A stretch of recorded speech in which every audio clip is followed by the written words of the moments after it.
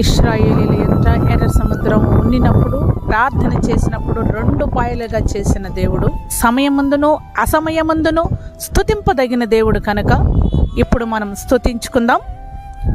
మహోన్నతుడా నీకే స్తోత్రం స్తోత్రం స్తోత్రం. అధిక శక్తి గలవాడా నీకే స్తోత్రం స్తోత్రం స్తోత్రం. నమ్ముకొనదగిన నా సహాయకుడా నీకే స్తోత్రం స్తోత్రం స్తోత్రం. మా కొండ నీకే స్తోత్రం స్తోత్రం స్తోత్రం. మా కోట నీకే స్తోత్రం స్తోత్రం స్తోత్రం. మా ఆశ్రయ దుర్గమా నీకే స్తోత్రం స్తోత్రం స్తోత్రం. చీల్చబడిన మహిమ బండ నీకే స్తోత్రం స్తోత్రం స్తోత్రం.